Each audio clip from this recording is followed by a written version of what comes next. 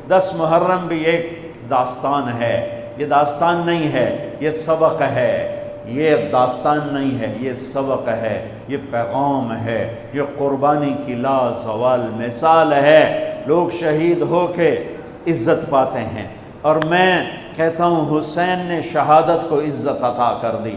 لوگ شہید ہو کر عزت کا تاج سر پہ سجاتے ہیں، لیکن حسین نے شہید ہو کر شہادت کے سر پہ عزت کا تاج سجا دیا۔ لوگ قربان ہو کر بڑے بنتے ہیں، اور حسین نے قربان ہو کر قربانی کو بڑا بنا دیا۔ لوگ اللہ کے نام پہ لٹ کر پٹ کر مٹ کر وہ کامیابی کے ترانے، کامیابی کے زینے طے کرتے ہیں، اور حسین نے لٹ کر پٹ کر مٹ کر اور اپنے آپ کو فنا کر کے کامیابی کو عزت کا مفہوم پہنا دیا، عزت کا لباس پہنا دیا۔ اس لیے تو میں اپنی طرف سے لفاظی نہیں کر رہا ہوں، میرے نبی نے کہا جنت کے سردار ہیں حسن اور حسین۔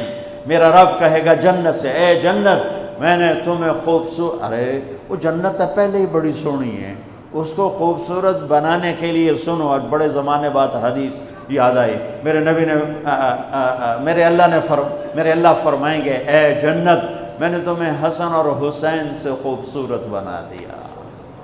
شہادت کو حسین نے خوبصورت بنایا، قربانی کو آل رسول نے خوبصورت بنایا، کامیابی کو آل رسول نے مفہوم پہنایا، اللہ کے نام پر مر مٹنے کے لازوال معنی سمجھائے، اللہ کو پا لینے کے لیے کیا کہاں تک جایا جا سکتا ہے کر کے دکھایا، اللہ کو پا کر سب کچھ کھو کر کیا کیا جا سکتا ہے، کربلا وہ پیغام ہے۔ یہ صرف 10 دن کے لیے رونے دھونے کا پیغام، بے شک حسین کے لیے رونا بھی سنت۔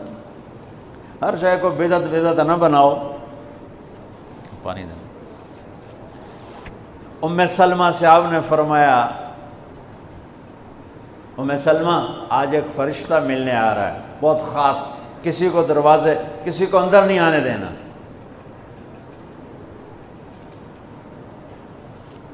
حضرت ام سلمہ پیرے پہ کھڑی ہو گئی، تھوڑی دیر میں حسین آ گئے، چھوٹے بچے معصوم ابھی، اندر جانے لگے، انہوں نے روک دیا، وہ رونے لگے، وہ روئے تو انہوں نے چھوڑ دیا۔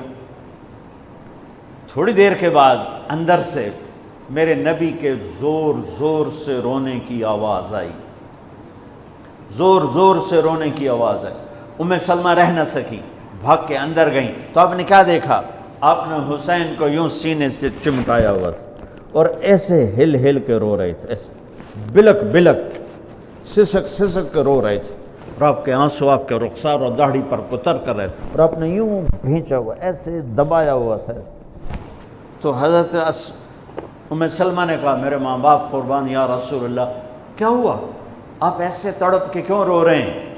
تو آپ نے روتی آواز میں کہا، بہتے آنسوؤں کے ساتھ، کپ کپاتے بدن کے ساتھ، کہ ام سلمہ یہ فرشتہ جو مجھے ملنے آیا تھا یہ میرے بچے کو دیکھ کر کہہ رہا ہے کہ آپ کی امت اس بچے کو قتل کر دے گی، اور جہاں اس کا خون گرے گا وہ مٹی مجھے دکھائی ہے اس نے، کہ میں اس لیے اس پہ رو رہا ہوں۔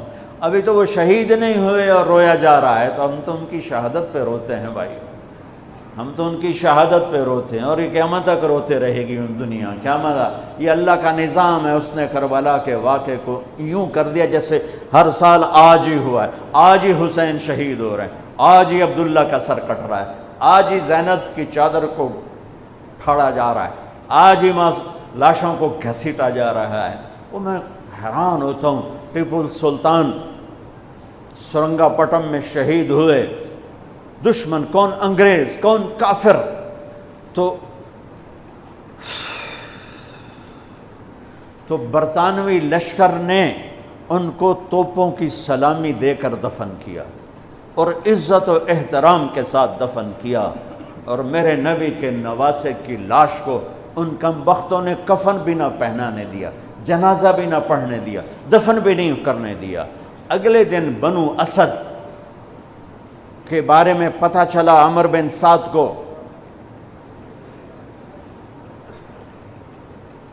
تو راتوں کہ وہ ان کو دفنانے والے ہیں، تو راتوں رات ان کو بغیر جنازوں کے مٹی میں دبا دیا اور اوپر پانی چھوڑ دیا کہ کوئی پتہ ہی نہ چلے حسین کی لاش۔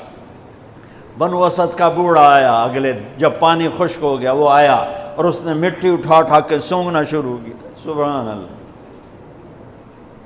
سونگ رہا ہے، سونگ رہا ہے، سونگ رہا ہے۔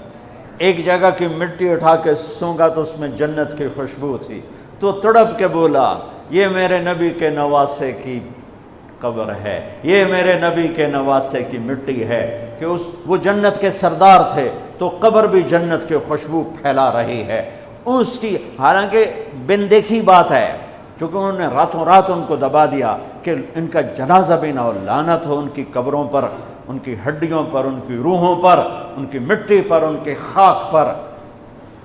سمجھ میں نہیں آتا، نبی کے گھر کے کتے کی بھی ہم تو عزت کریں گے اگر آج ہمیں پتہ چلے یہ نبی کے گھر کا کتا ہے۔